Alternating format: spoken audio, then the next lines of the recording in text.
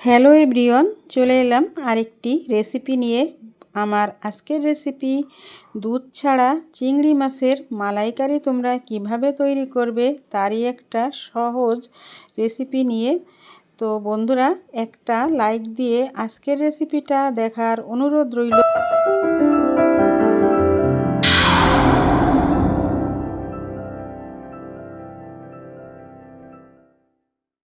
আসসালামু আলাইকুম, চলে এলাম মূল রেসিপিতে। এখানে দেখো আমি 7 পিস চিংড়ি মাছ নিলাম। আর এই যে দেখো মশলা এখানে আছে কাজু বাদাম বাটা, পেঁয়াজ, আর এখানে আছে আদা আর রসুন বাটা, এখানে আছে জিরা বাটা। চলো তাহলে রান্নাটা শুরু করা যাক। এখানে আমি কড়াইতে তেল দিয়ে দিচ্ছি, আর চিংড়ি মাছটা আমি আগে থেকে সিদ্ধ করে নিছি। এখন দিয়ে দিচ্ছি পেঁয়াজ, কুচি করা পেঁয়াজ। তো মালাইকারির ক্ষেত্রে বা ভুনার ক্ষেত্রে কিন্তু পেঁয়াজের পরিমাণটা বেশিই নিতে হয়, আর পেঁয়াজটা বেশি দিলে কিন্তু একটা মিষ্টি মিষ্টি ভাব আসে। তো এখন আমি পেঁয়াজটাকে হালকা বাদামি করে নেব, বাদামি করে ভেজে নিয়ে তারপরে আমি এখানে মশলা দিয়ে দিলাম 2টা তেজপাতা টুকরো করে নিয়ে, আর দিয়ে দেব দারচিনি আর এলাচ। দেখো আমি 3টা এলাচ আর একটা দারচিনি টুকরো করে নিলাম, একটা দারচিনির ছাল টুকরো করে ছোট ছোট করে নিছি। এখন এটাকে ভালো করে ভেজে নেব, তাহলে এর থেকে সুন্দর একটা সুগন্ধ বের হবে।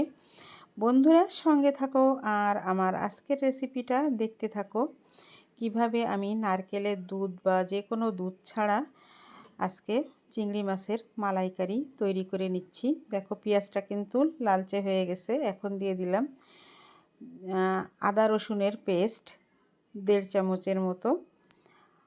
তারপরে দিয়ে দিব জিরা বাটা, জিরা বাটাও আমি 1.5 চামচের মতো দিলাম। আর তারপরে দিয়ে দিচ্ছি কাজু পেস্ট করা, এর সঙ্গে আমি একটু পেঁয়াজও দিয়ে দিছি। দিয়ে এখন মিশিয়ে নেব। এরপরে দিয়ে দেব শুকনো মরিচের গুঁড়া, হলুদ, লবণ। এখন মশলাটাকে ভালো করে একটু নেড়েচেড়ে মিশিয়ে নিই। সাইড থেকে বেশি লাল হয়ে যাচ্ছে, একটু না নেড়ে দিলে পুড়ে যাবে, তাই সামান্য একটু পানি দিয়ে মশলাটাকে কষিয়ে নেব। এরপরে দিয়ে দিচ্ছি শুকনো মরিচের গুঁড়া, আমার প্রয়োজন মতো আমি দিলাম। তোমরা তোমাদের ঝালের তোমরা কেমন ঝাল খাও সেটা বুঝে দেবে। এখন আবারও একটু নেড়ে নিলাম। মশলাটাকে এখন ভালো করে কষিয়ে নেব। তো আমি সামান্য একটু পানি দিয়ে দিলাম, তা না হলে কিন্তু মশলাটা নিচ থেকে পুড়ে যাবে, আর যে কোনো মশলা পুড়ে গেলে কিন্তু তরকারির স্বাদটা নষ্ট হয়ে যাবে, খেতে ভালো লাগবে না।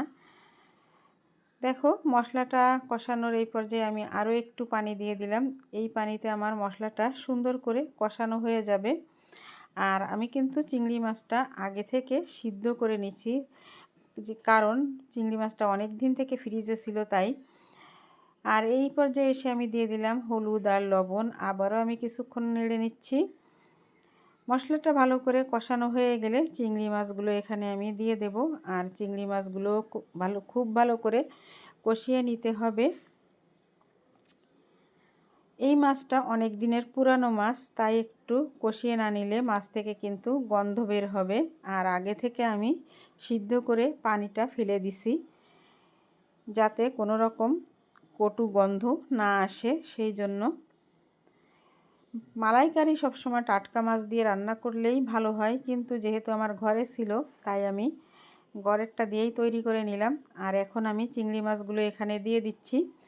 বন্ধুরা সব সময় হয় কি, চিংড়ি মাছ হয়তো থাকে কিন্তু নারকেল থাকে না ঘরে। আর যেহেতু এখন নারকেলের কিন্তু অনেক দাম, তারপরেও অনেক সময় দেখা যায় নারকেল ঘরে থাকলেও নারকেলটা কুড়াতে, দুধ তৈরি করতে অনেকটা ঝামেলা হয়। আর এখন প্রচণ্ড গরম, এই গরমে রান্নাঘরেও বেশিক্ষণ থাকা যায় না, তাই এসব নারকেলের দুধ করাটাও কিন্তু একটা ঝামেলার ব্যাপার। অনেক নারকেল কুড়াও, দুধ করো, এই সেই অনেক ঝামেলা হয়, তাই আমি এখানে সহজেই করে নিলাম চিংড়ি মাছের মালাইকারি। তো আমি আজকে চিংড়ি মাছের মালাইকারিটা করলাম। এখানে কাজু বাদাম দিলেও কিন্তু একটা দুধ দুধ ফ্লেভার আসে আর খেতেও কিন্তু দুর্দান্ত হয়। তোমরা একবার এভাবে শুধু কাজু বাদাম আর পেঁয়াজ দিয়ে মালাইকারিটা করে দেখতে পারো। তো দেখো আমার এই যে মাছগুলো কিন্তু কষানো হয়ে গেছে। আর আমি যে কাজু পেস্ট করছিলাম সেই কাজুর ভিতরে পানি দিয়ে রাখছি। তো মনে হচ্ছে যেন এটাও কিন্তু নারকেলের দুধ কিংবা গুঁড়ো দুধ এরকমই মনে হচ্ছে। তো তোমরাও এইভাবে একবার ট্রাই করে দেখো কেমন লাগে খেতে। তো এইটা খেলেও কিন্তু আর নারকেলের দুধের ধারে কাছেও যাবে না, এটাই সহজ পদ্ধতি। তো আমি আরও কিছুটা পানি এখানে দিয়ে দিলাম। এই যে গলদা চিংড়ি এটা কিন্তু সিদ্ধ হতে অনেকটাই সময় লাগে, তারপরেও কিন্তু আমি সিদ্ধ করে যেহেতু রাখছি খুব বেশি সময় লাগবে না। তো বন্ধুরা আমি চিংড়ি মাছের মালাইকারিতে এখানে একটু সামান্য চিনিও দিয়ে দেব যাতে স্বাদটা ব্যালেন্স হয়। তো এখন হচ্ছে দেখো এই যে আমার আজকের চিংড়ি মাছের মালাইকারি কিন্তু একেবারেই কমপ্লিট। তো তোমাদের কাছে কেমন লাগলো আর তোমরাও এভাবে একবার তৈরি করে খেয়ে দেখো। নারকেলের দুধ থেকে কোনো অংশে কম লাগবে না এই রান্নাটা। সহজে করতে পারলে ঝামেলা কে করতে যায় তাই বলো। তো হয়ে গেল আমার চিংড়ি মাছের মালাইকারি। আমি এখন সার্ভ করে তোমাদের সামনে দেখাবো। বন্ধুরা আমি এখানে সার্ভিং প্লেট নিয়ে নিলাম আর এখন আমি চিংড়ি মাছের মালাইকারিটা এই প্লেটে তুলে নেব। বন্ধুরা সঙ্গে থাকো আর দেখতে থাকো।